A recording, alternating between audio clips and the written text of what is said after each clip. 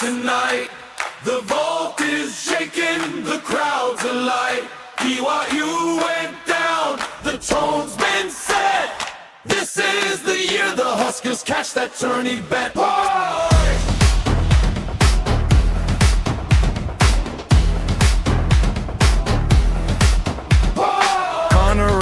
In the sniper, smooth release from deep. Kendall Blue brings clamps, that two-way grind don't sleep. Bryce Sanford cutting lanes, wingspan wide in flight. Jard Garcia brings that muscle, finishing through the fight. Kale Jacobson calm and cool, small town grit and brain. Jamarks, Lawrence Sparks, the Temple vet and running lane. Free Ant Mass back, healthy big man with the dime. Burbuck Ginsel stretching corners, hitting threes in time. Ugnias Jarosevici is back up east in red. And Nate Lusner's defense, he's locking scorers dead. Red and white unleashed, we storm the floor tonight. Hoiberg's crew is rolling, we're ready for the fight. From the Billy window, the message rings clear. This is the year we'll win that tourney game right here.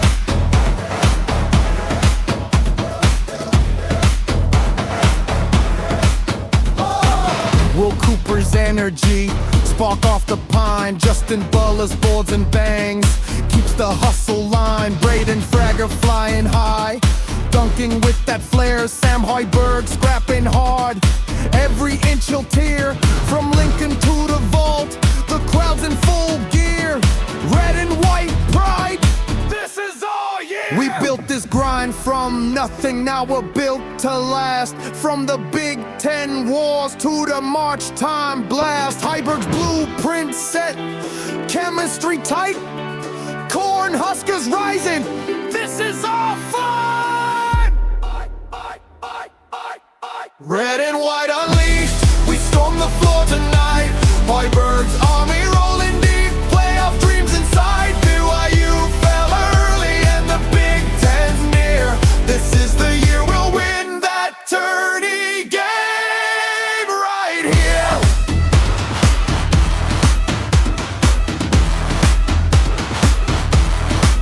Oh, let 'em hear it from the vault to the plains. Red and white forever running through our veins. We've waited too long, but the moment's come clear. It's Nebraska's time. This is our year.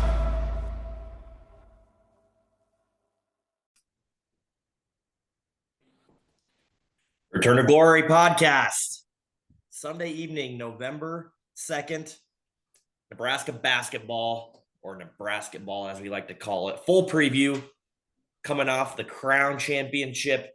We are going to talk no football this episode, and we'll have a second episode out here on Monday morning to talk about the USC game, because it's basketball season already. It feels like it. Off-season flew by. Season officially starts tomorrow as we open up against Western Georgia. Don't know anything about them. Don't need to know anything about them. That's all you need to know. I hope you're right, and it should be right. Fred Hoiberg entering his 7th season at the helm of the Big Red. And in today's college landscape world, and like Fred has done in about every year he's been here, we have some new pieces to our roster. We do have some returners, though. I will say it might be, I don't know, one of the highest returning group that Hoiberg's had at Nebraska. I bet you're right. I think last year probably would have been close. 2 years ago? Maybe it was 2 years ago. You're right. It's definitely up there, though. And what we lacked or seemed to lack last year was shooting the ball on the perimeter was a big thing. Our defense has come a long ways under Nate Lenzer as our defensive coach, and we still have the no middle scheme where we'll talk about the pros and cons of that, I'm sure, throughout the year on how that can help and also cost you some points. But it really is going to come down to me this year is, do we have a stud that is going to step up for us to fill the Bryce Williams role? I don't know, Austin, how you feel about this. Oh, by the way, Well, Dak's not here. Dak's not here. Kind of forgot about him. Bryce was, I'm going to say it, maybe the best Nebraska basketball player in our lifetime. Which is funny saying that because there are currently 2 Nebraska basketball players actively on NBA rosters. Correct. Um, wow, I didn't even think about it. You're probably right, though. I mean, It's as far just as the impact he had on the team itself. It he just after losing him, that's the concern. I think going into this year is, do we have someone or do we need someone to step in and fill that role for us to have I'm going to say a better year in 2025 and 26. Well, so like you said, last year our shooting was a problem. Our offensive one, I guess, before we talk, just we have to remember where we ended last year. Last year, so just to frame what happened last year, for those of you who don't remember, we looked like we were going to be a tournament team, and then we looked like we weren't going to be a tournament team, and then we went on a run and beat like 3 top 25 teams and won like 6 of 8, and is like, oh, we're a lock to make the tournament. And then we lost the last 5 and we didn't even make the Big Ten tournament. And then we made it to the Crown Basketball Championship, which, for those of you who don't remember, was a brand new tournament that isn't the NIT, but was kind of ballyhooed as a similar to the NIT. And then we won that. So, Thanks for recapping. I kind of forgot. I remembered like the end of it. I do kind of forget how it was all there the was way in, like all the way out, all the way back in, all the way back I was out. back out. And it wasn't even like, it was like, okay, you guys are gonna make the tournament for sure. And then we didn't even make the Big Ten tournament. We freaking just pissed down our legs the end of the year. So, and then we won the Crown tournament. So Um, let's even rewind a little further. 2 years ago was our NCAA tournament berth with yes, Casey, where we look and great and we're the higher seed. We had to get a bad seeding and correct. we come out and we have the greatest 4 minutes of Nebraska basketball history, and then we fall apart to Texas A&M. So we feel like the way these seasons have ended have been like good, but also wanting more.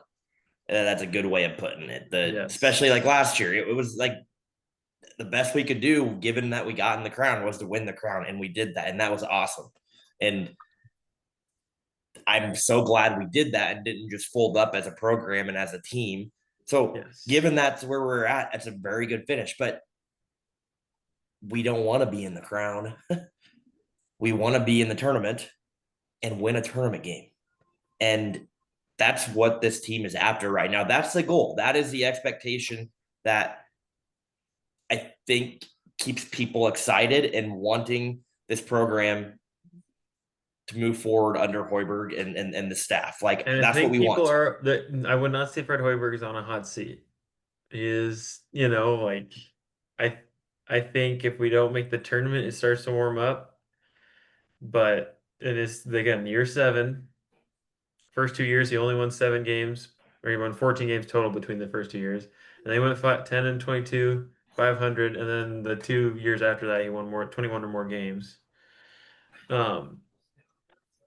So I think, I think our expectation is a 600 or more team for sure. But So I'm with you. I was going to save this for the end and talk about Hoiberg.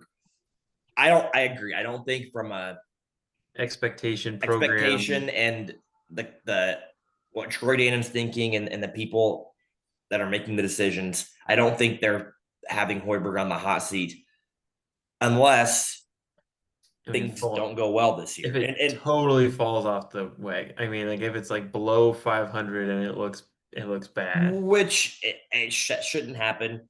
We'll get to the schedule here in a little bit. I mean, getting to the tournament, I think is very important now for Hoiberg where he's at. I think more so than the last few years. And you made that comment, so I'm going to kind of follow that. It's obviously not an easy thing to do. Well, it may be easier if they keep expanding it, but I think that is important that we're not just a stalemate 12 to 16 team in the Big Ten and every year. Which Like I do think preseason there still rank needs is to be 14. progress. I say preseason ranks 14. So that I'm gonna like again. I think Hoiberg last couple of years we've obviously seen the program move somewhere, but now I'm gonna call this the year 3 of the moving somewhere. Like we need to see that next step now. Yep. And otherwise it's just stale. And I'm gonna mention this too. He's getting paid. I don't know exactly where. I know he's a top 20 paid coach in college basketball right now. Yep. He's higher than he's in there. He could be closer to 10. I don't know. But that's saying something of what the expectation is here. And for me, as far as replacement coaches go, with Nebraska basketball, there's not a history. There's not a it's an easier thing to level. replace. Correct. So for You can me, take I do. bigger I like. swings. I think you got to win a turn. You got to make a tournament game and compete in it this year. I agree. For me to feel good about where it's going, and I think that we can. Yes. I also don't know that that's like a better than a 50-50 odds though. I think that's that you're flipping a coin and saying let's make a tournament game or not. I think that's where I'm at. Yeah. Yeah, I probably agree. I mean, there's, Wolford won how many games a couple of years ago in the tournament? Like we should be better than Wolford. Yeah. Um, I agree. This season the expectation is make the tournament, not necessarily win a tournament game, I think. I mean, as Nebraska basketball fans are as far as a return to glory podcast for Nebraska basketball, it's more of a sniff glory Nebraska basketball podcast. But yes, I And agree. I don't want this to sound like it is. It's just we're speaking from a general Husker fan. The expectation level is obviously a lot lower for basketball, but I also want to call it out that maybe isn't okay all the time. I mean, it is because we haven't had a history, but I don't want to be stuck with a coach longer than we need to if there's no hope and sense. There's a difference between patience and what's the word, like settling. Complacency. It's like, yeah. Complacent. There you go. Yes. Like we're being patient or we're being complacent. Correct. I think at this point we've been patient. We've seen the improvement. Last year it fell off the wheels at the very end. If we don't see it this year, then it becomes the complacent conversation. Yes. And again, whether that happened now this year, if it falls off, I completely agree. He's probably not staying. But for myself, even if we don't make a tournament game, like I think that conversation needs to get magnified a lot. And I don't know if it will. That's the unfortunate part. But we'll have to see how the season goes, right? I think we'll have to see how some of these games look. I mean, are we competitive in these Big Ten games? Last year, we were competitive in most all of our games. There were a couple that got out of our hands, but for the most part, we're there. And I do think this is a big year for Hoiberg, his future at Nebraska. It's just simply the fact it's year 7. Like you don't get to be at a university in basketball or football for a lot of years unless you're having success. And I would not say what we're having is ultimate success. It's kind of improving, but it's not like we're succeeding. Historically for Nebraska basketball, it's been success, but we're trying to not be okay with that. Yeah, we're trying to up that standard. Hoiberg's contract does go through 2029. For those of you curious, so he does have 3 more years on his contract after this season. Not that I'm talking firing things, just wanted to kind of put where Troy Dannon's probably opinion is around him. Correct. Okay. Now we can go back. Current people who we left. So you talked Bryce Williams, Juwan Gary, can't forget Dak's favorite player. Jeffrey Grace never played. Gavin Griffiths, Nick Janowski, Braxton Mee, Andrew Morgan, Aaron Eulis, Raleigh Wooster. Um, that's a fair amount of production. Obviously, Bryce Williams and Juwan was kind of the engine that fueled that decent run there in the middle. Um, but the rest of those people, Andrew Morgan obviously had a decent, Raleigh Wooster had a decent um, playing time and roles, but I think kind of what our issue was last year was who was running our offense, and we ended up running it through Bryce Williams, who is very much a attacking type of scorer, getting to the paint, free throws, defense. Three-level scorer for sure. Yes. So I don't think we're necessarily going to replace Bryce Williams as far as like the mold of a wing that's going to be running our offense. I think this year we're definitely going to have. We'll talk about our current players, but we'll have more of a traditional Sam Hoiberg. We'll have a traditional Sam Hoiberg, traditional Fred Hoiberg offense where you have a point guard or a point forward running the offense and a lot more ball movement than we did last year, which is what we did 2 years ago when we made the tournament. Ball movement was good. We had, Kaisei, very good scoring wing that we were just moving the ball really well. Then we had Rank Mast, who we'll talk about a little bit as well. Well, yeah, let's just, dive let's in. talk. That's rank is the key piece, I think. Coming back, he was here last year, didn't play because he was injured and sat out the whole year, but stayed a part of the team, which I think tells a lot about his mindset and belief in this coaching staff. He, to me, is going to be the focal point of this offense. And no, he's not playing point guard, but the offense will get ran through him again, I think, a lot, whether it be at the top of the key or inside. And I think that Rank is a good enough player to do that. He shot it well against BYU. Very, very well. Very well. Made 7 threes in Do that not game. expect him to shoot. I honestly don't know if all year he's going to be putting up, whatever, 8 threes. I don't know how many attempts he's going to average a game. I can't imagine it's going to be more than 5. I could be Yes. wrong.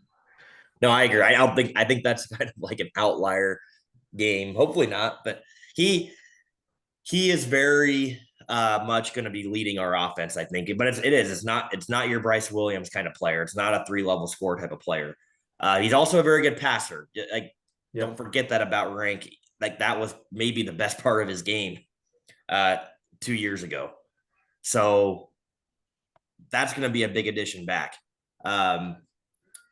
Leading point is probably going to be Jamarcus Lawrence. From what we've seen and heard, he Transfer for those of you, from Rhode Island. transferred. Definitely no relation to the Here, transferred away, and then transferred back. And he, I think, is going to need to be that guard that has the ball in his hands to create for this offense when we need someone to create off the bounce. I do think the offense is going to be very more set-based, action-based versus running more of a motion. Yes. And Jamarcus is going to be the one that has to get us into those. And also, when we need someone just to go create or try to get a bucket, he's going to have to do that. He showed signs of that in the exhibition games, which was promising. But he's going to be kind of, to me, the key guard. And then after that, and this is how I'm viewing the team. I'm viewing kind of those two. But then after that, I see all these other guys as just very, very solid role players throughout the rest of our roster. And when I say the rest of our roster, I do think we are going to play, especially here in the non-conference, 11 guys. And these other 9 guys, I think, are going to get a lot of equal playing time to see which lineups and which fits work the best. Let's go through the guards here. Some guys that returned from last year's team. Connor Season, the sharpshooting guard that transferred from Wisconsin a couple years ago. He is back. Cale Jacobson started the BYU game. Didn't start the Midland game. That was Sam Hoiberg that started that one. But those two to me are very much the same player in my mind. Like, they're very similar. 3 and D. Well, Yep. 3 and I guess I don't know about Scrappy, clemency. just a Yeah, scrappy, like scrappy. Yes. scrappy, pesty defenders. And then missing someone, The not in the guard side of things.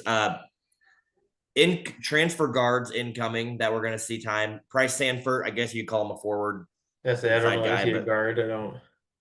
he's a lengthy dude. Kendall Um, Blue. Have you mentioned Kendall Blue? nope, and he's the other ones. Yeah, Okay. Price Sanford from Iowa. I'm calling him a guard because he's going to play. I mean, he's 6'7", built like a forward, Yeah. but he's going to play on the perimeter. He can shoot it. And then Kendall Blue's the other one that we're going to see. He's also a very lengthy guard. He's kind of a wing, 6'6", shoots 42% behind the arc. I believe he's He's a from St. lefty, Thomas. lefty as well. Man, average 12 points, 4 rebounds, 2 assists, 27 minutes. And then there's a freshman guard as well, but I don't think he'll play at all. Quentin Rhymes. Correct. Maybe. Yep. I think he's going to be a guy that, scout team player Yeah. there. So, yeah, I think that's going to be our guard in the backcourt. And then the front court, we mentioned to rank Berke is back. Berke, baby. He's got a lot of hair this year. You haven't seen him yet. Played transferred from UCLA 2 years ago. I think he'll be a key piece. He'll play a lot of minutes. I think my big thing for Berke is he going to be able to defend at a high level inside?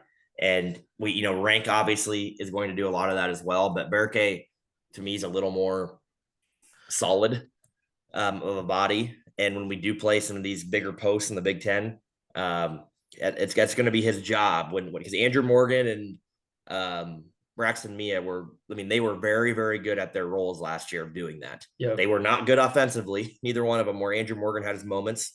But they were defenders, and that's what helped last year's team. That's what Berke is going to have to do a lot more this year. Berke's got to get more minutes. He's got to be better offensively for sure. I mean, yes, he and averaged, offensively, he's going to have to step up. He's going to step up a lot. He played 22 minutes a game. He averaged 6 points and shot 40% from the field for a 6'10" guy. That's terrible. Like, you should at least be shooting 4 free throws and above 50% when you're playing that close to the rim. Agreed. Ugnis Jursovic. How'd I do? I don't know. I was going to ask you how to say it. The Central Michigan transfer, 6'11", 245 from Lithuania. All Mac he did not play in the BYU game, I don't believe, which is a game I went to. No. But so I didn't get to see him watch much. But he'll be a guy that I'm guessing is going to play a lot of that Braxton Mia type of role. Let's see. Jared Garcia is another one from Tulsa that transferred. He's a senior grad transfer. He can shoot it. Yep. Who's the big dude? The 7'3" dude. He's not on my roster. I think it's Leo Curtis, right? Leo Curtis, yeah. Yeah, he did. Chad GBT didn't have him on my roster, but I knew he had a 7'3" guy, and actually he can shoot it too. But he's a freshman, right? Freshman, big, tall, long guy. He played some in that BYU game. I mean, he's a giant. He looks like, you know who he looks like? He looks like a Purdue Boilermaker. Finally, he looks like. We gotta get more of those Purdue Boilermakers on the team. And then last one to mention that, maybe he'll see some playing time. I wasn't expecting it, but I mean, if you shoot it as well as you did against Midland, and Brandon Frager, I think he hit 6 or 7 threes in that game. Braden Frager from Lincoln Southwest, freshman. I don't think he'll probably see the court too much, but you never know. I mean, he definitely looks the part as a Division I athlete. He doesn't look like a typical Lincoln, Nebraska like walk-on type of player. So he might see the court, never know. Missing anybody? I mean, there's just a couple of bench people that aren't, like the Nebraska kids that are on the roster but will never play. Yep. No, I think that's everyone that we're gonna see play this year, assuming all goes well. I will like to, I mean, just as we're kind of talking general roster, our overall size, we're pretty big this year. Like, I mean, we were kind of last year. We had more top end height last year with Braxton me. Um, but I mean, you run through the roster 6'6", 6'8", 6'7", 6'10", 6'6", 7'1", 6'4", 6'7", 6'8", Sam Hoiberg. Just gonna say that. 6'4", 6'11", 6'3", 6'10", 6'6", 6'7". So I mean, we aren't our guards are big and our bigs are on the smaller side of big, but we're like consistent 6'7" to 6'10". That's definitely been a theme of Yes. Fred's kind of roster transformation over the past few years. We definitely we were very big. Well, the 2 years ago making the tournament, that team had some very sneaky length. Uh, but where we were exposed was defensively, Yes. which that Texas A&M team just torched us with their length. And so Yeah, last year but we went the tech I'm not gonna talk about Texas A&M. They also had a guy who had hit 3 3-pointers his entire career, make 4 that one time. And he was a senior or something crazy. It's just like whatever. so that kind of did a complete like flip of the mindset last year to where we got very very long, but then we didn't get shooters, and we lacked that. So now hopefully we have a good balance this year, uh, heading into the year. Schedule. Let's look at that here. We have, I believe I counted 31 games or 30 games. Four. Oh, I didn't even count how many Yep, I games. think we have 30 games here. Okay. The projected record from teamrankings.com, which I've liked to use a lot, especially as you look at bracketology, they have us at 16.6 wins and 13.4 losses. That with an eight was it eight to 12 conference wins, which we played 20 conference games. So I mean, I think we've said it in the past. Get above 500 in conference play and have a strong non-conference performance, and you're going to have a pretty good shot at getting in the tournament. The non-conference this year, Pretty easy. pretty favorable. I chalked 7 wins up just looking at the schedule, and we probably shouldn't do that, but going to, that we can just say W. we're winning those. And those West games Georgia, here, Maryland Eastern, New Mexico, Winthrop, UC Upstate, North Dakota, New Hampshire. yes, there you go. Boom. The next non-conference games here that are going to be key, I think we got to get, I mean, I'm going to say 2, if not 3 of these, for our goal here of winning a tournament game. We play Oklahoma here in a couple of weeks. It's going to come up quicker than we think in Sioux Falls. It'll be a neutral site game. Oklahoma is preseason ranked in some of the polls, towards the 22nd ish. That'll be a good tough neutral site game here early in the year. Then that next week we play in a Kansas City tournament, where we play New Mexico to open that, and then win or lose, we play Kansas State or Mississippi State in that non-conference game. And then lastly, we have the annual Nebraska Creighton matchup, which is in Lincoln this year, which always is a bonus. Welcome back, and then some, Brock Bowers. I don't even. Brock Bowers. I don't know what just happened. I have ESPN open on one of these tabs, so something must have auto-loaded. So anyways, non-conference schedule, again, very favorable. I do like the approach. I do think in today's world, and no matter it's college football, college basketball, baseball, whatever you want to talk about, easier schedule always wins look better than playing tough teams right now. That's just the way that 100%. people evaluate comparisons. Like if you have more wins, it helps you out. And obviously strength of schedule and all that matters. But if you can win, it puts you in a better spot. Yeah, I mean, like you said, I don't like giving us automatic W's, but it's pretty favorable. We do have a tough stretch when it starts because we hit Creighton, Wisconsin, and Illinois back. I mean, those three in a row, but the first two are at home. And I think just having those first, if we could get through Oklahoma, I want to preface it. The BYU win, I think, is huge because it just kind of starts the ball. Even though it's just an exhibition game, it's like, okay, we're pretty good. We can keep up with them. And so hopefully that carries in. We go through, we beat Oklahoma. So we start the season out, let's see, 1, 2, 3, 4, 5, 6, 7, with 7-0 going into Creighton. I at Creighton at home. I think you feel pretty good. And like you said, the wins are important to make the tournament. You probably have at least have to have 20 wins, maybe. Probably, yeah, 20. I feel like last year we didn't make it. We ended the year maybe not even 20, 19-ish. But yeah, if we win, so again, like you said, you win your non-con and you go 500 in Big Ten play, you're pretty much in the tournament. You just have to Yeah, win the non-con. And you, you do. it feels so doable. Especially after that BYU game, you're like, okay, Rank Mast is back. Jamarcus Lawrence is back. I mean, those are two pieces from our tournament team that lost, but they were important pieces. The Jamarcus Lawrence wasn't as important as Rank Mast, obviously, Mm-hmm. but Rank Mast was the engine of that team, and he's back. So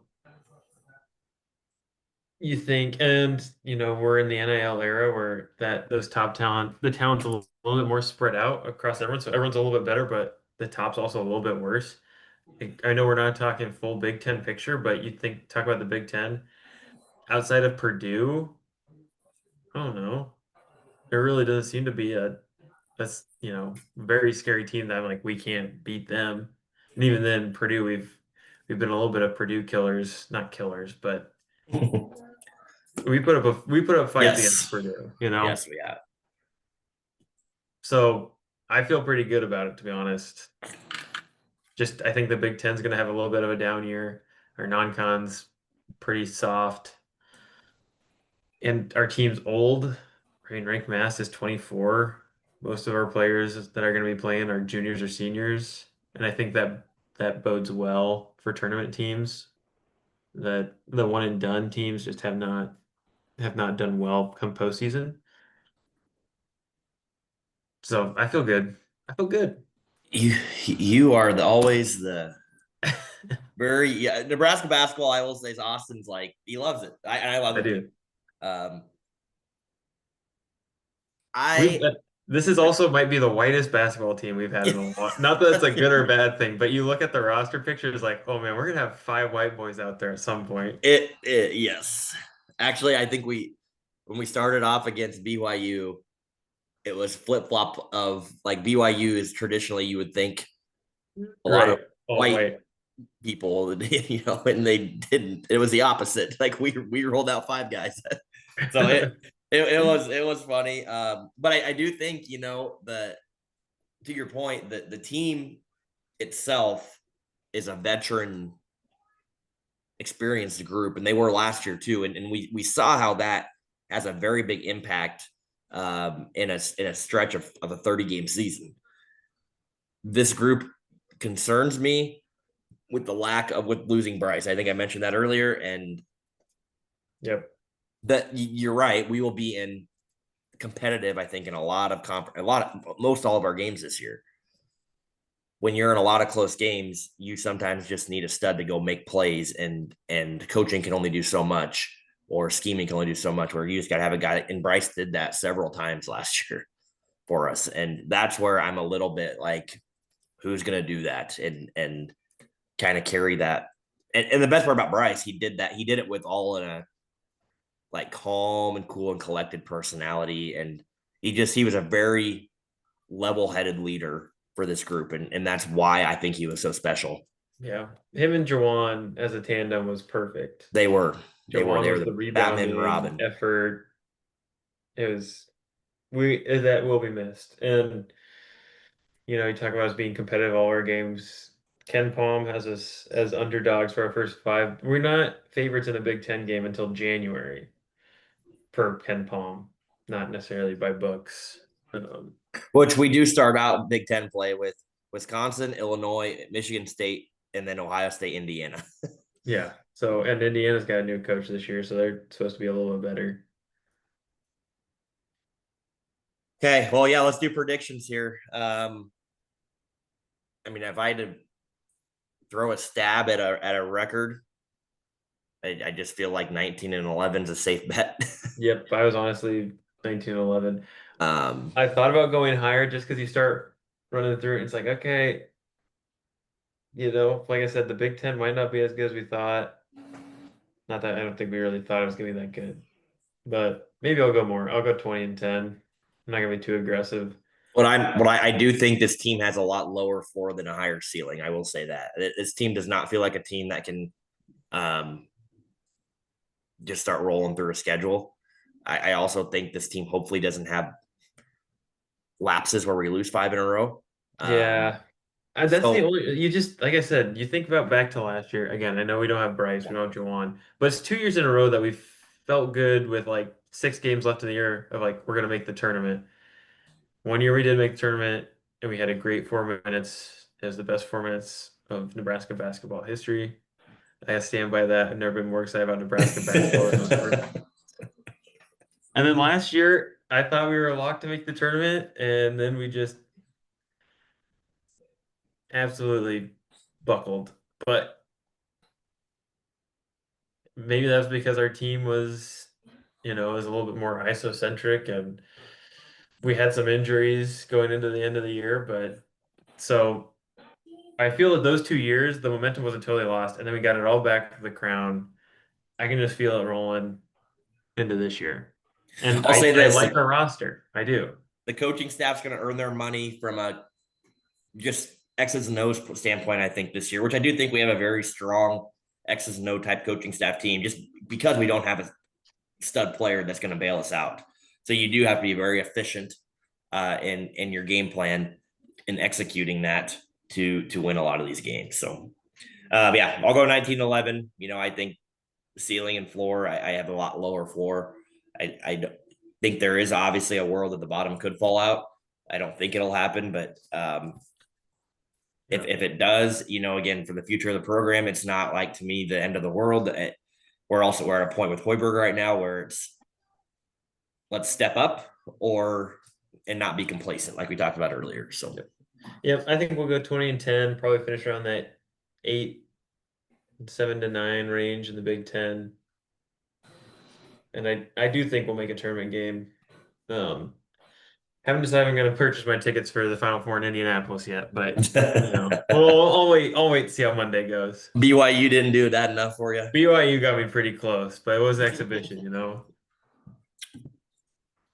All right, well that'll do it. I guess. Hold on, quick women's, just quick Yep. women's.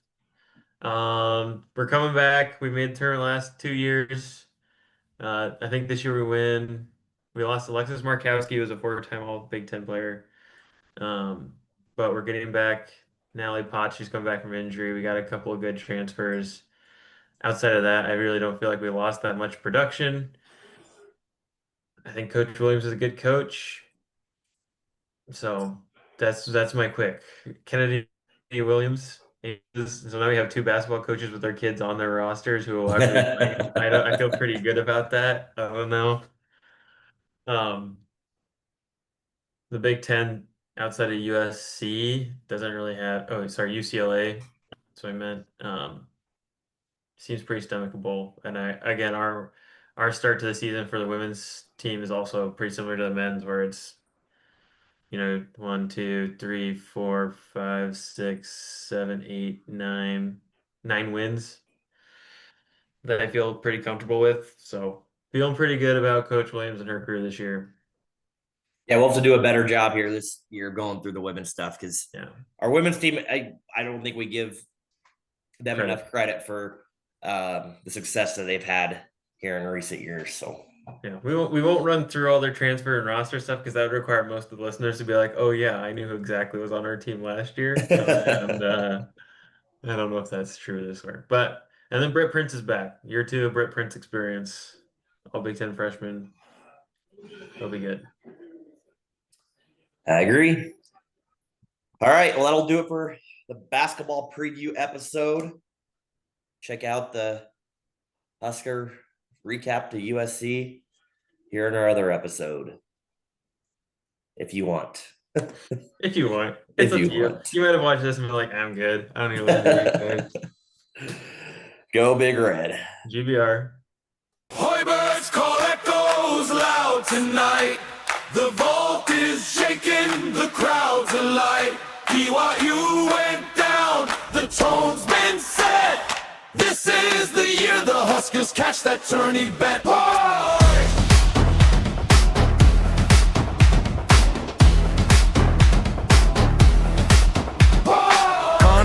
Precision, the sniper, smooth release from deep. Kendall Blue brings clamps, that two-way grind don't sleep. Bryce Sanford cutting lanes, wingspan wide in flight. Jard Garcia brings that muscle, finishing through the fight. Kale Jacobson calm and cool, small town grit and brain. Jamarks, Lawrence Sparks the tempo, veteran running lane. Free Ant mass back, healthy big man with the dime. Burbuya Ginsel stretching corners, hitting threes in time. Ugnias Jarosevici is back up east in red.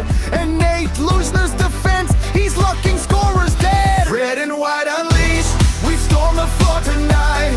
Hoiberg's crew is rolling, we're ready for the fight. From the Billy we know, the message rings clear. This is the year we'll win that tourney game right here.